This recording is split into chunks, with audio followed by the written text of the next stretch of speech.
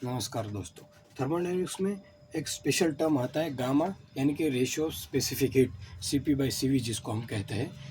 उसकी वैल्यू कैसे लेनी है, कहाँ से लेनी है, वो ज़्यादातर बच्चों को समझ में नहीं आता है, पता नहीं होता है। तो आज मैं बताऊंगा कि गामा की वैल्यू हम कैसे फाइंड कर सकते हैं। तो देखो, गामा जो है वो गैस के ऊपर डिपेंड करता है, यानी कि जैसा हमारा गैस होगा उस तरीके से उसकी गामा की वैल्यू होगी। फॉर एग्जांपल, यदि हमारा गैस मोनोएटॉमिक है, यानी कि उसके मॉलिक्यूल में सिर्फ एक ही एटम है, for example argon, xenon, neon, तो हमारे लिए एक्स की वैल्यू होगी 3।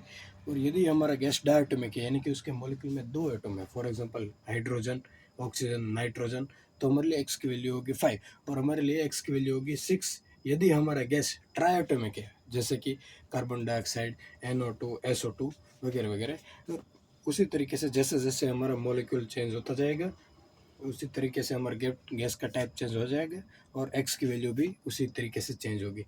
अब सबसे फेमस वाला एग्जांपल लेते हैं एयर का, जिसकी वैल्यू हमारे लिए सबसे ज़्यादा इंपॉर्टेंट है। तो देखो, एयर जो है वो 78% नाइट्रोजन से बना है, 21% ऑक्सीजन से बना है, और ये दोनों गैसेज जो है वो डायटोमिक है। तो हम ऐसा कह सकते हैं कि 99% एयर जो है वो डायटोमिक है। तो हम on an average x air को पूरी तरीके से डायटोमिक मान के चले यदि, तो हमारे लिए एक्स की वैल्यू हो जाएगी 5, क्योंकि डायटोमिक गैस के लिए एक्स की वैल्यू है 5। और 5 को यदि हम फार्मूला में पुट करें तो 5 + 2 / 5, यानी कि 7/5 = 1.4। तो इस तरीके से दोस्तों गामा = 1.4 एयर के लिए हमारी वैल्यू निकल के आती है। और इसी तरीके से हम वेरियस गैसेस, उसकी एक्स की वैल्यू और उसकी गैस के नेचर के और उसके मॉलिक्यूल के कंपोजिशन के अकॉर्डिंग गामा की वैल्यू हम फाइंड कर सकते हैं।